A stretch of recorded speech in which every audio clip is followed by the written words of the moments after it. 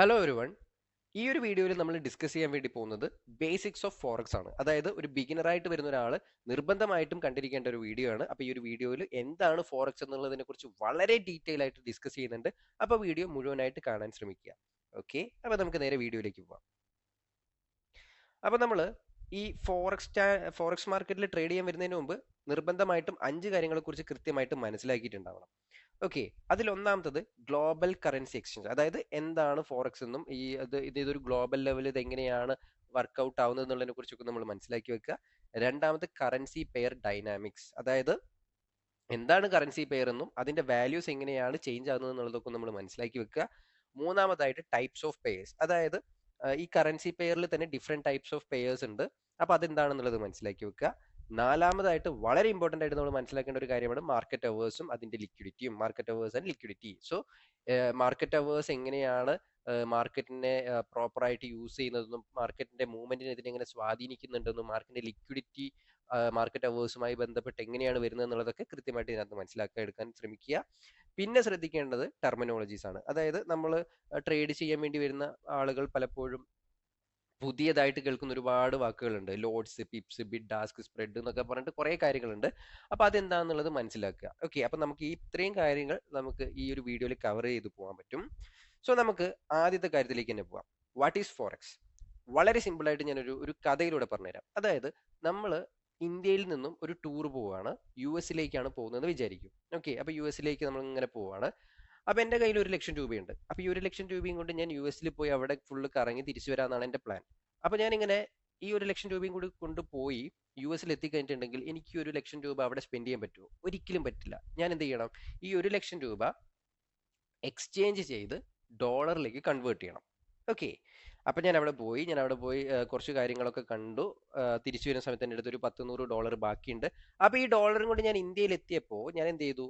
ഈ ഡോളർ എയർപോർട്ടിൽ വെച്ചിട്ട് എക്സ്ചേഞ്ച് ചെയ്തിട്ട് ഇന്ത്യൻ റുപ്പിയായിട്ട് മാറ്റി.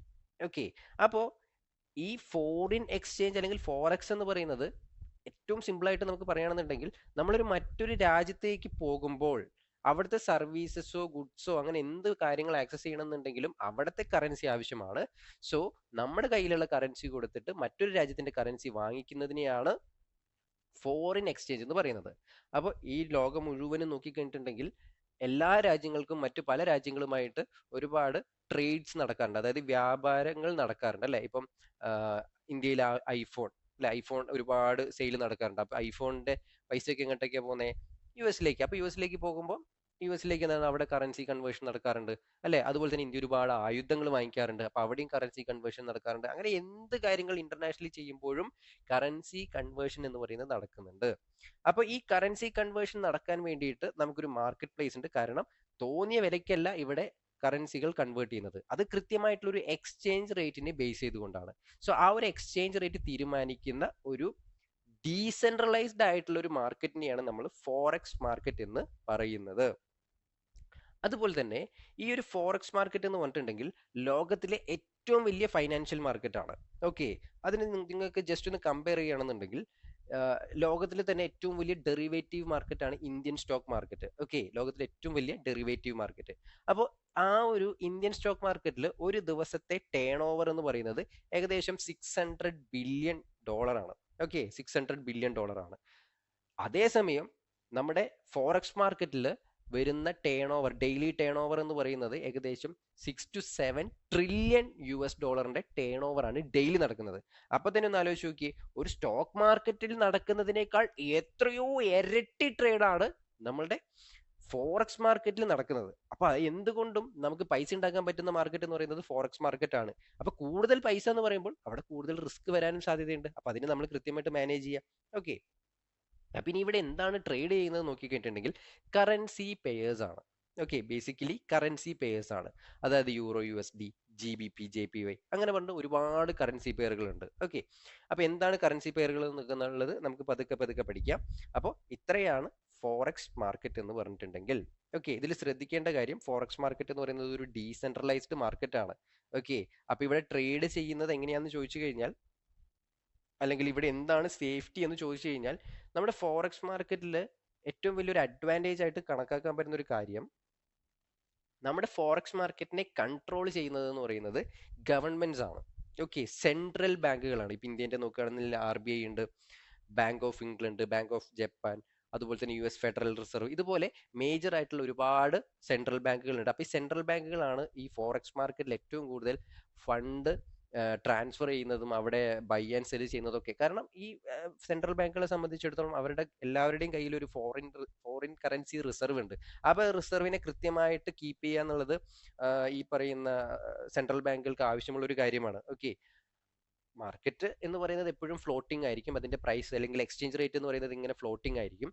അപ്പൊ എക്സ്ചേഞ്ച് റേറ്റ് കൂടുകയും കുറയുകയും ഒക്കെ ചെയ്യുന്ന സമയത്ത് ഈ പറയുന്ന കറൻസികളുടെ വാല്യൂ കൂടുകയും കുറയുകയും ചെയ്യും. അല്ലെങ്കിൽ ഒരു ബൾക്കായിട്ട് കുറച്ച് കറൻസികൾ വാങ്ങിച്ചു വെക്കുമ്പോൾ ആ കറൻസിയുടെ വാല്യൂ കൂടുകയും കുറയുകയും ചെയ്യും. അപ്പോൾ എന്താണ്, സെൻട്രൽ ബാങ്കുകളെ സംബന്ധിച്ചിടത്തോളം അതിന് വളരെ കൃത്യമായിട്ടുള്ള ഒരു വാല്യൂവിൽ ഇങ്ങനെ കീപ്പ് ചെയ്ത് പോകണം. അതുപോലെ തന്നെ സെൻട്രൽ ബാങ്കുകൾക്ക് കൂടുതൽ വിദേശ രാജ്യങ്ങളിലെ കറൻസികൾ കളക്ട് ചെയ്ത് വെക്കാനും റിസർവ് ചെയ്ത് വെക്കാനും ഒക്കെ വരുന്ന സമയങ്ങളുണ്ട് അല്ലേ. അപ്പൊ അങ്ങനെ അങ്ങനെ പല പല കാര്യങ്ങൾ നടക്കുന്നത് കൊണ്ടാണ് ഈ ഒരു ഫോറക്സ് മാർക്കറ്റിൽ ഏറ്റവും കൂടുതൽ പാർട്ടിസിപ്പേറ്റ് ചെയ്യുന്നത് നമ്മുടെ സെൻട്രൽ ബാങ്കുകളാണെന്ന് പറയുന്നത്. ഓക്കെ, പിന്നെ സെൻട്രൽ ബാങ്കുകൾ മാത്രമല്ല, ജോയിന്റ് വെഞ്ചേഴ്സ് ഉണ്ടാവും, മൾട്ടിനാഷണൽ കമ്പനീസ് ഉണ്ടാവും, സ്പെക്യുലേറ്റേഴ്സ്, നമ്മളെ പോലെയുള്ള ട്രേഡേഴ്സിനെയാണ് സ്പെക്യുലേറ്റേഴ്സ് എന്ന് പറയുന്നത്. അങ്ങനെ ഒരുപാട് ആളുകളുണ്ട്, ഇഷ്ടംപോലെ ആളുകളുണ്ട്. ഓക്കെ, അപ്പോൾ നമ്മൾ അത് കുറേ ആൾക്കാർ പാർട്ടിസിപ്പേറ്റ് ചെയ്യുന്ന ഒരു മാർക്കറ്റിലേക്കാണ് നമ്മൾ പോകാൻ വേണ്ടിയിട്ട് ശ്രമിക്കുന്നത്. അപ്പോൾ അതുകൊണ്ട് തന്നെ വളരെ പ്രോപ്പറായിട്ട് പഠിച്ചതിന് ശേഷം മാത്രം പോവാം.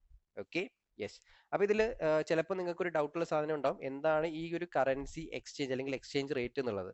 ഓക്കെ, അത് നമുക്ക് കറൻസി പെയർസിനെ കുറിച്ച് പഠിക്കുമ്പോൾ ഡീറ്റെയിൽ ആയിട്ട് നോക്കാം. യെസ്. സോ എന്താണ് കറൻസി പെയർ എന്നും ഈ കറൻസി പെയർ എങ്ങനെയാണ് വർക്ക് ചെയ്യുന്നത് നോക്കാം. അപ്പോൾ ഒരു കറൻസി പെയർ എന്ന് പറഞ്ഞിട്ടുണ്ടെങ്കിൽ രണ്ട് കറൻസികളുടെ ഒരു കൂട്ടമാണ് അല്ലേ. അതായത് ഇപ്പം US-ഉം യൂറോപ്പും തമ്മിൽ ഒരു ട്രാൻസാക്ഷൻ നടക്കുകയാണ്, അല്ലെങ്കിൽ ഒരു കച്ചവടം നടക്കുകയാണ്. അപ്പൊ കച്ചവടം നടക്കുമ്പോൾ US ഡോളർ യൂറോയിലേക്കും യൂറോ US ഡോളറിലേക്കും കൺവേർട്ട് ചെയ്തുകൊണ്ടേയിരിക്കും അല്ലേ. അപ്പൊ അങ്ങനെ കൺവേർട്ട് ചെയ്ത് കഴിയുമ്പം അവിടെ ഒരു കറൻസി പെയർ വരും, യൂറോ USD. ഓക്കെ, ആ കറൻസി പെയർ ഞാൻ കാണിച്ചു തരാം. സോ ഇത് നോക്കുക, ഇതാണ് യൂറോ USD എന്ന് പറയുന്ന കറൻസിയുടെ ചാർട്ട്. ഓക്കെ, ഇതാണ് യൂറോ USD. അതുപോലെ തന്നെ ഇത് മാത്രമല്ല, ദ യൂറോ NZD എന്ന് പറയുന്ന കറൻസി പേരുണ്ട്. അതായത് യൂറോയും ന്യൂസിലാൻഡ് ഡോളറും തമ്മിൽ ട്രേഡ് ചെയ്യുമ്പോൾ. അതുപോലെ GBP AUD, okay, great British pound, അതുപോലെ തന്നെ ഓസ്ട്രേലിയൻ ഡോളർ അല്ലെ. അപ്പൊ ഇങ്ങനെ ഒരുപാട് കറൻസി പെയറുകളുണ്ട്. അപ്പൊ ഈ കറൻസി പെയറുകളെ നമ്മൾ എങ്ങനെയാണ് മനസ്സിലാക്കുന്നത് എന്ന് ചോദിച്ചു കഴിഞ്ഞാൽ അത് ഞാൻ വളരെ വ്യക്തമായിട്ട് പറഞ്ഞുതരാം. യെസ്. അപ്പോൾ എങ്ങനെയാണ് ഒരു കറൻസി പെയർ നോക്കുന്നതെന്ന് ചോദിച്ചിട്ടുണ്ടെങ്കിൽ, ഒരു കറൻസി പെയറിനെ നമ്മൾ ലൈക്ക് കറൻസി പെയറിൽ രണ്ട് കറൻസികളുണ്ട്. അതിൽ ഫസ്റ്റ് വരുന്ന കറൻസിയെ നമ്മൾ ബേസ് കറൻസി എന്നും സെക്കൻഡ് വരുന്ന കറൻസിയെ നമ്മൾ കോട്ട് കറൻസി എന്നാണ് പറയുക. ഓക്കെ, ബേസ് കറൻസിയും കോട്ട് കറൻസിയും. ഓക്കെ, അപ്പോൾ ഈ ഒരു ബേസ് കറൻസിയെയും കോട്ട് കറൻസിയെയും ബേസ് ചെയ്തിട്ടാണ് ഒരു കറൻസി പെയർ ഫോം ചെയ്യുന്നത്. അപ്പോൾ എപ്പോഴും ശ്രദ്ധിക്കുക, ഏത് കറൻസി പെയർ എടുത്തു കഴിഞ്ഞിട്ടുണ്ടെങ്കിലും അതിൽ ആദ്യം വരുന്നത് ബേസ് കറൻസിയും രണ്ടാമത് വരുന്നത് കോട്ട് കറൻസിയും ആയിരിക്കും. Okay, yes. സോ ഇതിൽ ബേസ് കറൻസിയുടെ ഒരു കാര്യം ചോദിച്ചിട്ടുണ്ടെങ്കിൽ, നമ്മൾ ഏത് കറൻസിയാണോ പർച്ചേസ് ചെയ്യാൻ വേണ്ടി പോകുന്നത് അതിനെയാണ് നമ്മൾ ബേസ് കറൻസി ആയിട്ട് കൺസിഡർ ചെയ്യുക. ഓക്കെ, ഇനി ആ പർച്ചേസ് ചെയ്യാൻ വേണ്ടിയിട്ട് നമ്മൾ മറ്റൊരു കറൻസി യൂസ് ചെയ്യില്ലേ, ആ കറൻസിയാണ് നമ്മൾ കോട്ട് കറൻസി എന്ന് പറയുന്നത്. ഒരു എക്സാമ്പിൾ പറയുകയാണെന്നുണ്ടെങ്കിൽ, നമ്മളിപ്പം US ഡോളറിലേക്ക് കൺവേർട്ട് ചെയ്യണം, അതായത് ഇന്ത്യൻ റുപ്പി US ഡോളറിലേക്ക് കൺവേർട്ട് ചെയ്യണമെന്ന് വിചാരിക്കും. അപ്പൊ ഇവിടെ US ഡോളറിലേക്ക് നമ്മൾ കൺവേർട്ട് ചെയ്യുന്നു എന്ന് പറഞ്ഞിട്ടുണ്ടെങ്കിൽ 83 രൂപ അല്ലെങ്കിൽ 84 രൂപ കൊടുത്തിട്ട് നമ്മൾ ഒരു US ഡോളർ വാങ്ങിക്കുകയാണ് ചെയ്യുന്നത്. ഓക്കെ, അപ്പോൾ ഇങ്ങനെ ഒരു ട്രാൻസാക്ഷൻ നടന്നിട്ടുണ്ടെങ്കിൽ അവിടെ USD INR എന്ന് പറയുന്ന ഒരു കറൻസി പെയർ ഫോം ചെയ്യും. അതേപോലെ തന്നെ നേരെ ഓപ്പോസിറ്റ്, അതായത് US ഡോളർ കൊടുത്തിട്ട്, അതായത് US-ൽ നിന്നും ഒരു US സിറ്റിസൺ ഇന്ത്യയിലേക്ക് വരുന്ന സമയത്ത് നിർബന്ധമായിട്ടും അയാൾ US ഡോളർ INR-ലേക്ക് കൺവേർട്ട് ചെയ്യണം. അപ്പോൾ ഇവിടെ എന്താ സംഭവിക്കുന്നത്, US-ൽ നിന്ന് ഒരാൾ വരുന്നു, എക്സ്ചേഞ്ച് ചെയ്യുന്ന സ്ഥലത്ത് എത്തിയതിനു ശേഷം അയാൾക്ക് വേണ്ട അത്രയും INR US ഡോളർ കൊടുത്ത് വാങ്ങിക്കുകയാണ്. അപ്പൊ ഇങ്ങനെ ഒരു ട്രാൻസാക്ഷൻ നടക്കുമ്പോൾ അവിടെ INR USD എന്ന് പറയുന്ന ഒരു കറൻസി പെയർ ഫോം ചെയ്യും. അപ്പോൾ ഒരു കറൻസി പെയറിൽ ആദ്യത്തെ കറൻസി എന്ന് പറയുന്നത് ബേസ് കറൻസിയും രണ്ടാമത്തത് കോഡ് കറൻസി എന്നും നമ്മൾ പറയും. ഓക്കെ, ഇനി ഇതിന്റെ ഈ ഒരു രണ്ട് കറൻസി പെയറും ട്രാൻസാക്ഷൻ നടത്തുന്നത് ഒരു പ്രീ ഡിറ്റർമൈൻഡ് ആയിട്ടുള്ള ഒരു പ്രൈസ് ആയിരിക്കില്ല, ഒരു ഫ്ലോട്ടിംഗ് ആയിട്ടുള്ള ഒരു പ്രൈസിലായിരിക്കും. ഓക്കെ, അതായത് മാർക്കറ്റിൽ ഇപ്പോൾ കൂടുതൽ ഡോളർ ആവശ്യമുണ്ടെന്നുണ്ടെങ്കിൽ ഓട്ടോമാറ്റിക്കലി ഡോളറിന്റെ ഡിമാൻഡ് കൂടും.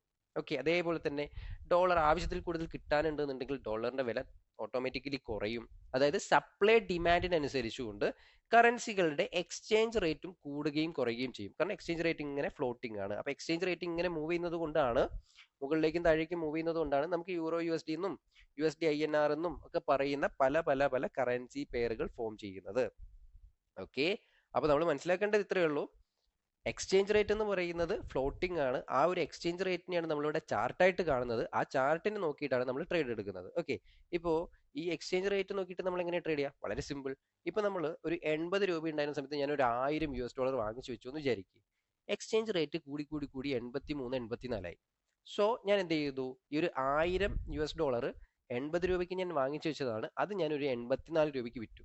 സോ $1 മുകളിൽ എനിക്ക് 4 രൂപ ഇവിടെ പ്രോഫിറ്റ് വന്നു. സിമ്പിൾ.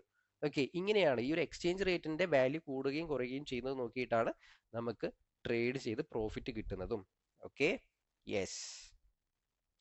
ഇനി അടുത്തതായിട്ട് നമ്മൾ മനസ്സിലാക്കേണ്ടത് കറൻസി പെയർസിന്റെ ടൈപ്സ് ആണ്. ഒരുപാട് ടൈപ്പ് കറൻസി പെയറുകളുണ്ട്. പക്ഷെ നമ്മൾ മേജർ ആയിട്ട് കൺസിഡർ ചെയ്യാറുള്ളത് 3 കറൻസി പെയർസ് ആണ്.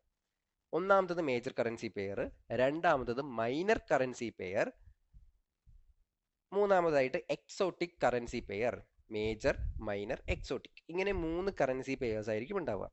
അപ്പോൾ ഇതിൽ മേജർ കറൻസി പെയർ എന്ന് പറഞ്ഞിട്ടുണ്ടെങ്കിൽ ഏറ്റവും കൂടുതൽ ലിക്വിഡിറ്റി ഉള്ള പെയേഴ്സ് ഇൻക്ലൂഡഡ് ആയിട്ടുള്ള ഇതിനെയാണ് നമ്മൾ മേജർ കറൻസി പെയർ എന്ന് പറയുന്നത്. അപ്പോൾ ഇതിൽ നോക്കിക്കഴിഞ്ഞിട്ടുണ്ടെങ്കിൽ ഈ കറൻസി പെയറിലൊക്കെ ഏറ്റവും ഇമ്പോർട്ടൻ്റ് ആയിട്ട് അല്ലെങ്കിൽ എപ്പോഴും കോമൺ ആയിട്ട് കാണാൻ പറ്റുന്ന ഒരു കറൻസി എന്ന് പറയുന്നത് USD ആണ്.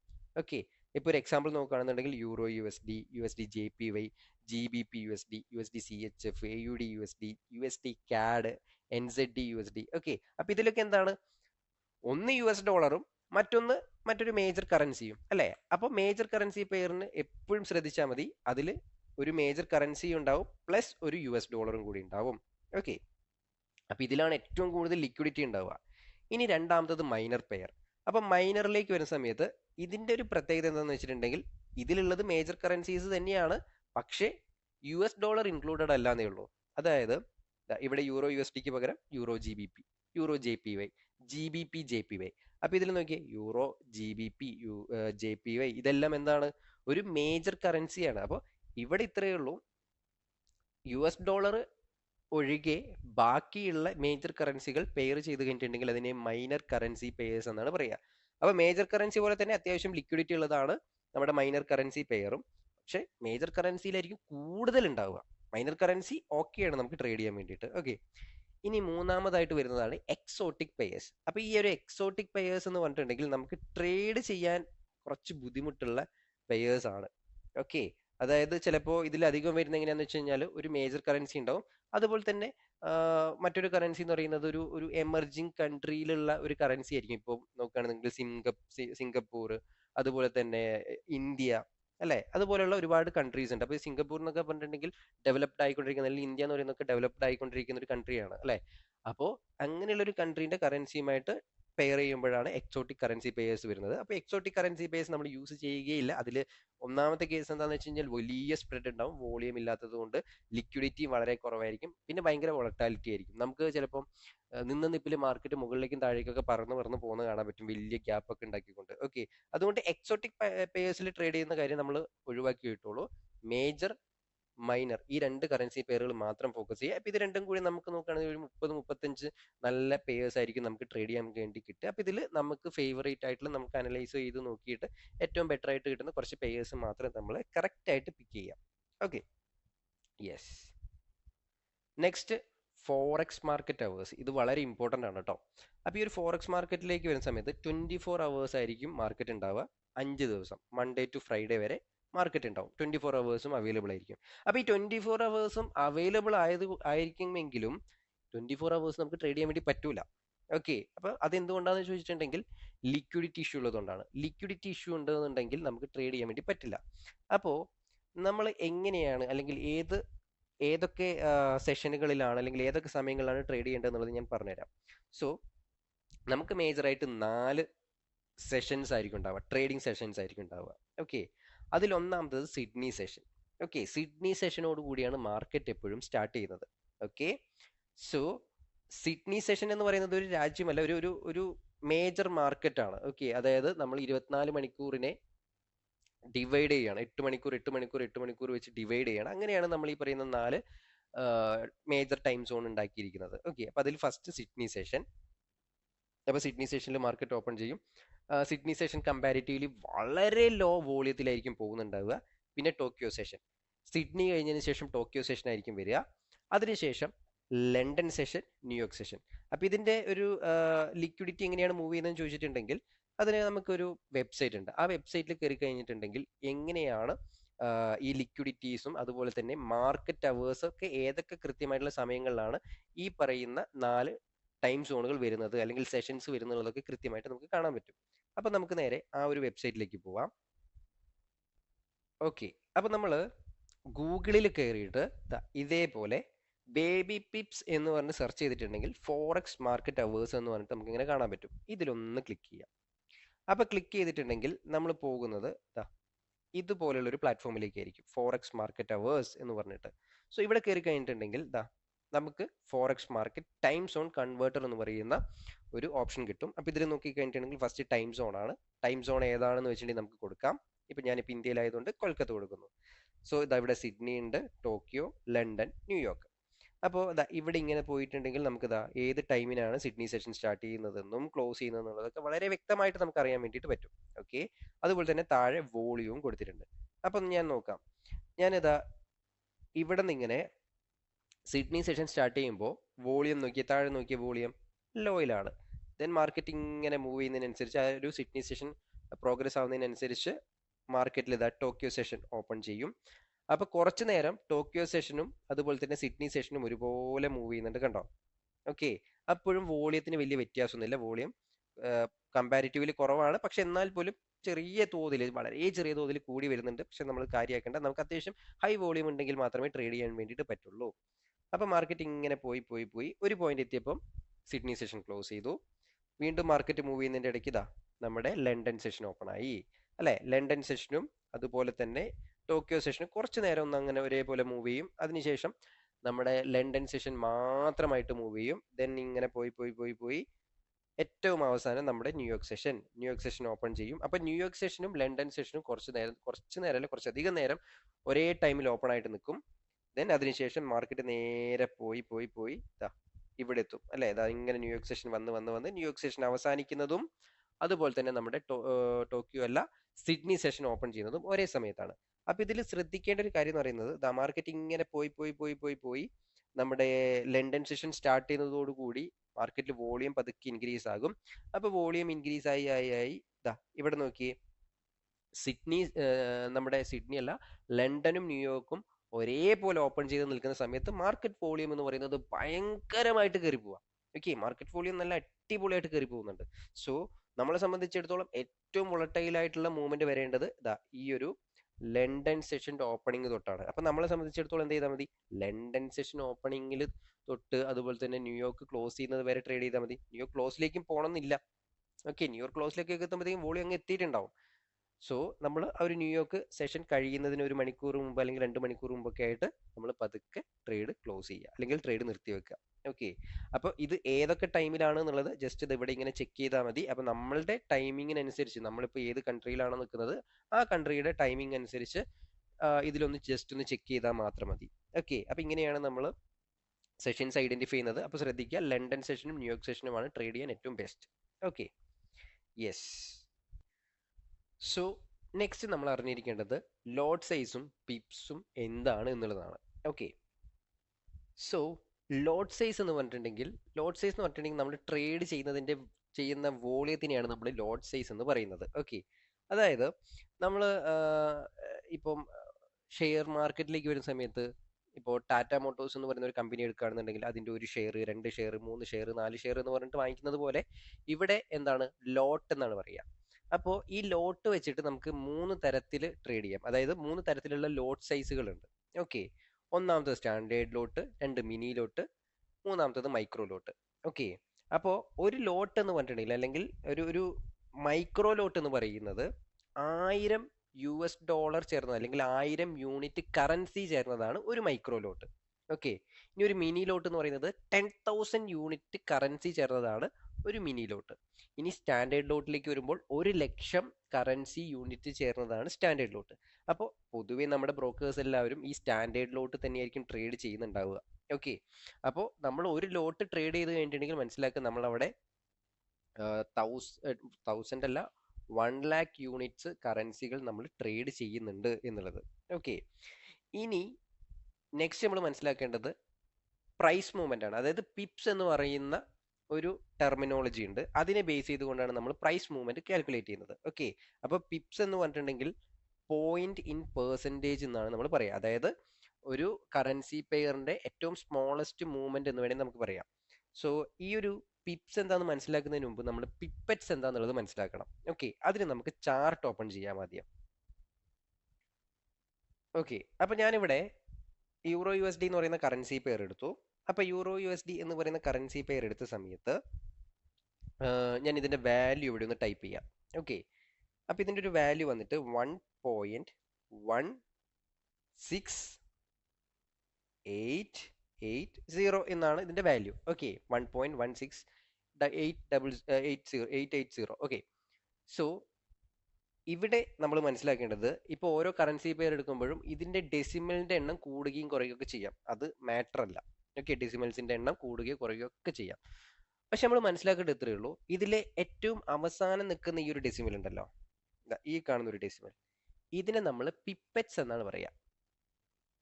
ഓക്കെ, ഏറ്റവും അവസാനം നിൽക്കുന്ന ഡെസിമലിനെ നമ്മൾ പിപ്പറ്റ്സ് എന്നാണ് പറയുക. അപ്പോൾ പിപ്പറ്റ്സ് എന്ന് പറഞ്ഞിട്ടുണ്ടെങ്കിൽ ഇത്രയേ ഉള്ളൂ, ഒരു കറൻസി പെയറിലെ ഏറ്റവും ചെറിയ മൂവ്മെന്റിനെയാണ് നമ്മൾ പിപ്പറ്റ്സ് എന്ന് പറയുന്നത്. ഓക്കെ, ഇപ്പോൾ നമ്മൾ രൂപ, പൈസ എന്നൊക്കെ പറഞ്ഞിട്ട് കാൽക്കുലേറ്റ് ചെയ്യില്ലേ, അതിൽ പൈസ എന്ന് പറയുന്നത് എത്രയാണ്?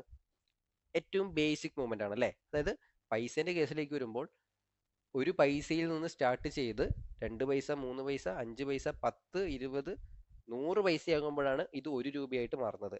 ഇതേ പറഞ്ഞ പോലെ തന്നെ 10 പിപ്പറ്റ്സ്, അതായത് പൈസ എന്നുള്ള സ്ഥാനത്ത് പിപ്പറ്റ്സിനെ കണക്ട് ചെയ്യുക. അപ്പൊ 10 പിപ്പറ്റ്സ് ചേർന്ന് കഴിഞ്ഞാലായിരിക്കും ഒരു പിപ്സ് വരിക. ഓക്കെ, 100 പിപ്പറ്റ്സ് ചേർന്ന് കഴിഞ്ഞാലായിരിക്കും 10 പിപ്പ് ആവുക. 1000 പിപ്പറ്റ്സ് ചേർന്ന് കഴിഞ്ഞാലായിരിക്കും 100 പിപ്പ് ആവുക. ഓക്കെ, അപ്പൊ ഇത്രയും മനസ്സിലാക്കേണ്ടുള്ളൂ. ഏത് കറൻസി പെയർ എടുത്തു കഴിഞ്ഞാലും അതിന്റെ അവസാനത്തെ ഡിജിറ്റിനെയാണ് നമ്മൾ പിപ്പറ്റ്സ് എന്ന് പറയുന്നത്. ദെൻ അതിനുശേഷം വരുന്ന ഓരോ കറൻസിനെയും നമ്മൾ പിപ്സ് ആയിട്ട് കൺസിഡർ ചെയ്തു. 1 പിപ്പ്, 10 പിപ്പ്, 100 പിപ്സ്, 1000 പിപ്സ് എന്നുള്ള രീതിയിൽ ഇങ്ങനെ വരും. അപ്പോൾ ഇത് മേജറായിട്ട് യൂസ് ചെയ്യുന്നത് എന്തിനാന്ന് വെച്ചിട്ടുണ്ടെങ്കിൽ മാർക്കറ്റിന്റെ ഈ മൂവ്മെന്റിനെ മനസ്സിലാക്കാൻ വേണ്ടിയിട്ടാണ്. ഓക്കെ, അപ്പൊ അതിനൊരു കാര്യം ചെയ്താൽ മതി. നമ്മൾ നോർമലി ട്രേഡ് എടുക്കുന്ന സമയത്ത് ലോങ് പൊസിഷൻ എന്ന് പറയുന്ന ടൂളും, ഇപ്പൊ ഞാൻ ഇവിടെ ലോങ് പൊസിഷൻ എന്ന് പറയുന്ന ടൂൾ വെച്ചു. ഞാനിങ്ങനെ മെഷർ ചെയ്തുന്ന സമയത്ത് ഇതാ ഇവിടെ 14.4 പിപ്സ്, അതായത് ഇവിടെ എൻട്രി എടുത്തിട്ട് മാർക്കറ്റ് ഇവിടം വരെ മൂവ് ചെയ്യണമെങ്കിൽ ഇതാ 14.4 പിപ്സ്. ഇനി ഇവിടെ നിന്ന് എൻട്രി എടുത്ത് മാർക്കറ്റ് താഴോട്ട് പോയി SL അടിച്ചിട്ടുണ്ടെങ്കിൽ ഇതാ SL ഇവിടെയാണുള്ളത്. അതായത് ഇവിടെ നിന്ന് എൻട്രി എടുത്തു കഴിഞ്ഞാൽ ഇവിടെയാണ് എൻ്റെ SL. അപ്പോൾ എനിക്ക് എന്ത് ചെയ്യാൻ പറ്റും? ട്രേഡ് എടുക്കുന്ന സമയത്ത് എൻ്റെ സ്റ്റോപ്പ് ലോസ് എത്രയെന്ന് അറിയാൻ വേണ്ടിയിട്ട് ഇങ്ങനെ അഡ്ജസ്റ്റ് ചെയ്യാം.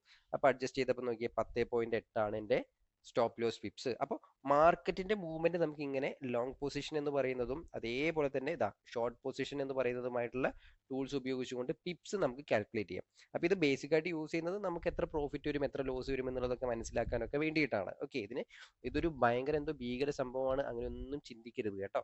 Okay, yes.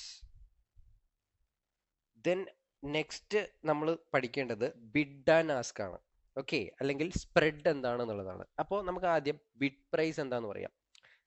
The price at which you can sell the base currency, this is the maximum price a buyer is willing to pay. അതായത് ഒന്നുമില്ല, ബിഡ് പ്രൈസ് എന്ന് പറഞ്ഞിട്ടുണ്ടെങ്കിൽ സോ നമ്മൾ സെല്ല് ചെയ്യാൻ വേണ്ടി പോവുകയാണെന്ന് വിചാരിക്കും. ഓക്കെ, അപ്പൊ സെല്ല് ചെയ്യാൻ വേണ്ടി പോകുമ്പോൾ നമുക്ക് മാർക്കറ്റിൽ ഒരു ബയ്യർ ഉണ്ടെങ്കിൽ മാത്രമേ നമുക്ക് സെല്ല് ചെയ്യാൻ പറ്റുള്ളൂ. ഓക്കെ, അപ്പോൾ ഒരു ബയ്യർ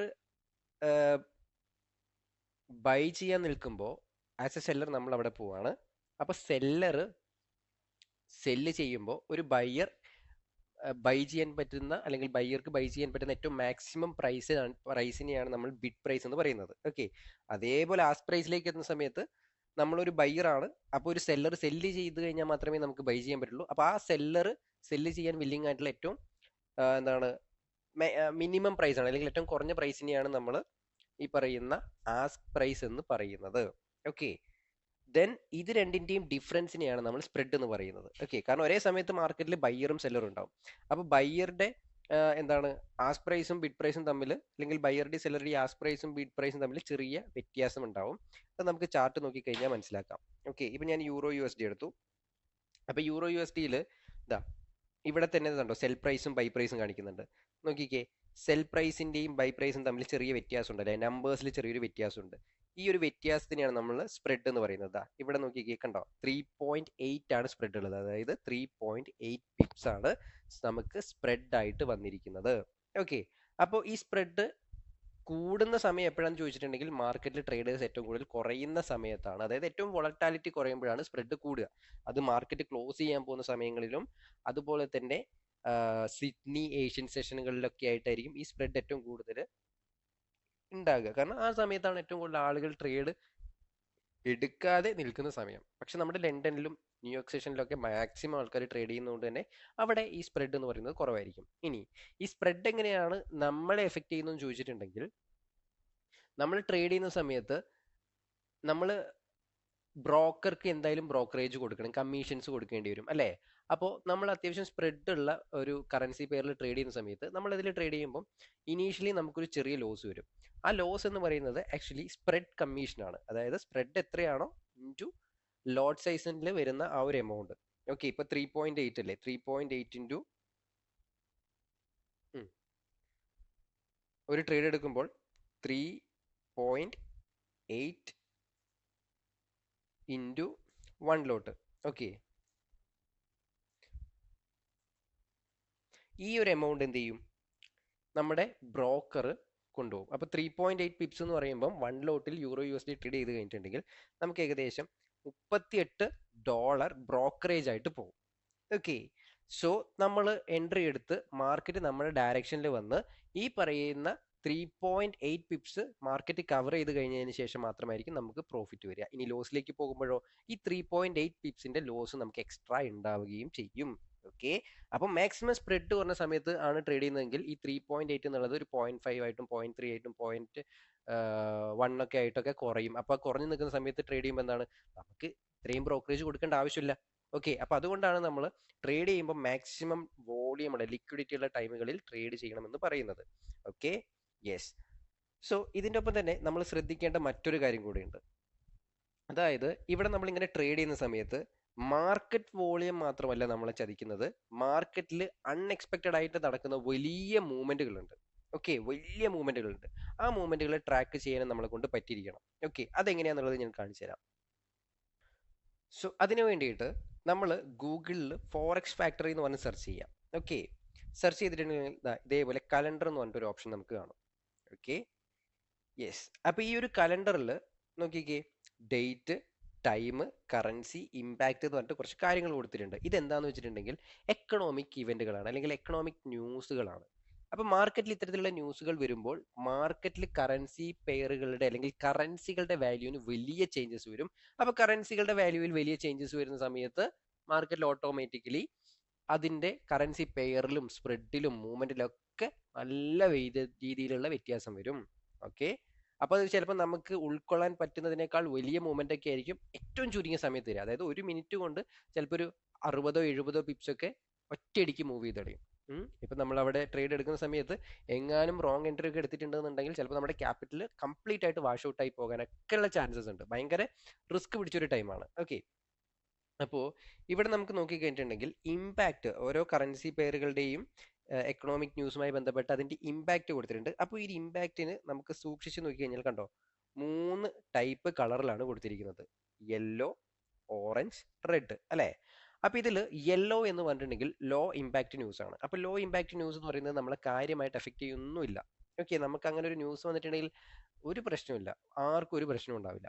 ഓക്കെ, രണ്ടാമത്തത് ഇതാ ഓറഞ്ച് കളറിൽ, ഇത് മീഡിയം ഇമ്പാക്റ്റ് വരുന്ന ന്യൂസാണ്. അതായത് വർഷത്തിൽ 1-2 തവണയൊക്കെ ചിലപ്പം ഇത് എഫക്റ്റ് ചെയ്തേക്കാം. ഓക്കെ, പക്ഷെ നമ്മൾ അതിനെ പേടിക്കേണ്ട ആവശ്യമൊന്നുമില്ല. പക്ഷേ ഇതാ ഈ ഒരു റെഡ് കളറിൽ വരുന്ന ന്യൂസ് ഉണ്ടല്ലോ, അത് ഹൈ ഇമ്പാക്റ്റ് ഉള്ള ന്യൂസാണ്. ഓക്കെ, ഹൈ ഇമ്പാക്റ്റ് ഉള്ള ന്യൂസുകളാണ്. അപ്പോൾ ശ്രദ്ധിക്കേണ്ട കാര്യം എന്താണെന്ന് വെച്ചിട്ടുണ്ടെങ്കിൽ നമ്മൾ ട്രേഡ് ചെയ്യുന്ന കറൻസി പെയറുകളിൽ ഏതെങ്കിലും കറൻസിയിൽ അന്ന് ന്യൂസ് ഉണ്ട് അല്ലെങ്കിൽ ന്യൂസ് വരാനുള്ള സാധ്യതയുണ്ടെങ്കിൽ ആ ന്യൂസ് വരുന്ന സമയത്ത് നമ്മൾ ട്രേഡ് എടുക്കരുത്. ഇവിടെ നോക്കിക്കേ, ടൈം കൊടുത്തിട്ടുണ്ട്, കറക്റ്റ് ഈ സമയത്തായിരിക്കും ന്യൂസ് റിലീസ് ആവുക. ആ ന്യൂസ് റിലീസ് ആയ ഉടനെ മാർക്കറ്റിൽ വലിയ വോളറ്റാലിറ്റി ഉണ്ടാവും. ഓക്കെ, അപ്പോൾ ഹൈ ഇമ്പാക്റ്റ് ന്യൂസ് വരുന്ന സമയത്ത് ശ്രദ്ധിക്കുക. അതിൽ തന്നെ ഈ NZD, GBP അതിനൊന്നും നമ്മൾ വലിയ രീതിയിൽ ടെൻഷൻ ആവുകയേ വേണ്ട. പക്ഷേ ഇതാ റെഡ് കളറിൽ കണ്ടോ, FOMC മിനിറ്റ്സ്, അത് ഏതിൻ്റെയാണ് വന്നിരിക്കുന്നത്? US ഡോളറിന്റെ ഹൈ ഇമ്പാക്റ്റ് ന്യൂസ് വന്നിരിക്കുന്നു. അപ്പൊ US ഡോളറിന്റെ ഹൈ ഇമ്പാക്റ്റ് ന്യൂസ് ആണെന്നുണ്ടെങ്കിൽ നമ്മൾ തീർച്ചയായിട്ടും പേടിക്കുക തന്നെ വേണം. എന്തുകൊണ്ടാണെന്ന് ചോദിച്ചിട്ടുണ്ടെങ്കിൽ US ഡോളർ ആണ് ഈ ഒരു കറൻസി മാർക്കറ്റിൽ തന്നെ ഏറ്റവും ഇമ്പോർട്ടൻ്റ് ആയിട്ടുള്ള കറൻസി. US ഡോളറിന്റെ മൂവ്മെന്റ് ബാക്കിയുള്ള എല്ലാ കറൻസികളെയും നന്നായിട്ട് ബാധിക്കും. ഓക്കെ, അപ്പൊ അതുകൊണ്ട് തന്നെ US ഡോളറുമായി ബന്ധപ്പെട്ട ഹൈ ഇമ്പാക്റ്റ് ന്യൂസ് ആണെന്നുണ്ടെങ്കിൽ ആ സമയത്ത് ട്രേഡ് എടുക്കരുത്. ഇപ്പൊ നോക്കിയേ, വെനസ്ഡേ July 9 അല്ലെ? അപ്പൊ 11:30 ആയപ്പോൾ, രാത്രി 11:30 ആയപ്പം USDയിൽ ഒരു ന്യൂസ് വന്നിട്ടുണ്ട്. ആ ന്യൂസ് എങ്ങനെയാണ് എഫക്ട് ചെയ്തിട്ടുള്ളത് നമുക്ക് ജസ്റ്റ് നോക്കാം.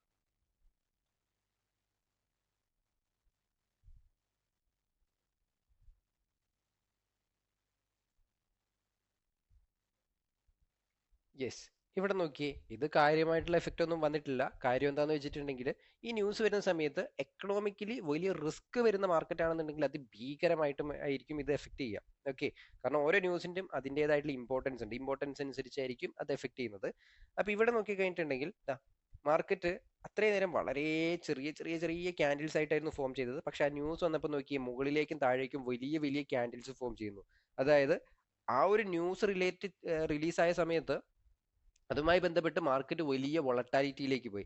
അപ്പൊ ഇത്തരത്തിലുള്ള മൂവ്മെന്റ് വന്നിട്ടുണ്ടെങ്കിൽ പലപ്പോഴും നമ്മൾ കൺഫ്യൂസ്ഡ് ആയി പോകുന്ന സിറ്റുവേഷൻസ് ഉണ്ട്. കാരണം നിന്ന നിപ്പിലായിരിക്കും ചിലപ്പോൾ വലിയ ക്യാൻഡിൽ ഫോം ചെയ്യുക. ഇവിടെ നോക്കിയേ, ആദ്യം ഒരു ചെറിയ ക്യാൻഡിൽ ഉണ്ടാക്കി, പിന്നെ ഉണ്ടായ ക്യാൻഡിൽ നോക്കി, ആ ഒരു ക്യാൻഡിലിന്റെ ഒരു 10 ഇരട്ടി വലിപ്പമുള്ള വലിയൊരു ക്യാൻഡിൽ.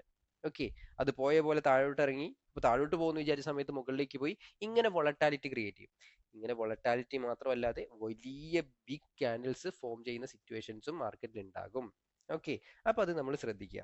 അപ്പോൾ നമ്മൾ ട്രേഡ് ചെയ്യുന്ന സമയത്ത് ഈ കാണുന്ന ഫോറക്സ് ഫാക്ടറിയിൽ കയറിയിട്ട് ഇത്തരത്തിൽ ന്യൂസ് വരുന്നുണ്ടോ എന്നുള്ളതൊക്കെ നോക്കിയിട്ട് മാത്രം ട്രേഡ് ചെയ്യുക. ന്യൂസ് വരുന്ന സമയത്ത് എന്തെങ്കിലും അബദ്ധവശാൽ നമ്മുടെ ട്രേഡ് അവിടെ ഉണ്ടെന്നുണ്ടെങ്കിൽ ആ ട്രേഡ് നല്ല രീതിയിലുള്ള ഒരു ലോസിലേക്കൊക്കെ പോകാനുള്ള ചാൻസസ് ഉണ്ട് എന്നുള്ളത് നമ്മൾ മനസ്സിലാക്കുക. ലോസ് ഓർ പ്രോഫിറ്റ് ഏതാണെന്നുണ്ടെങ്കിലും. ഇനിയിപ്പോൾ ഫണ്ടഡ് അക്കൗണ്ട്സ് ഒക്കെ ട്രേഡ് ചെയ്യുന്ന ആളുകളാണെന്നുണ്ടെങ്കിൽ ന്യൂസ് കൃത്യമായിട്ട് മനസ്സിലാക്കി ന്യൂസ് ട്രേഡ് ഒഴിവാക്കിക്കൊണ്ട് വേണം ട്രേഡ് ചെയ്യാൻ. ന്യൂസ് ട്രേഡ് ഒഴിവാക്കിക്കൊണ്ട് ട്രേഡ് ചെയ്ത് കഴിഞ്ഞാൽ മാത്രമേ നിങ്ങൾക്ക് അക്കൗണ്ടിന്റെ ചലഞ്ച് പാസ്സാവാനും അതുപോലെ തന്നെ നിങ്ങൾക്ക് നല്ല പേ ഔട്ട് കിട്ടാനും ഒക്കെ ഹെൽപ്പ് ചെയ്യുള്ളൂ. Okay, yes. അപ്പൊ ഇത്രയും കാര്യങ്ങളാണ് നമ്മൾ ശ്രദ്ധിക്കേണ്ടത്. ഓക്കെ.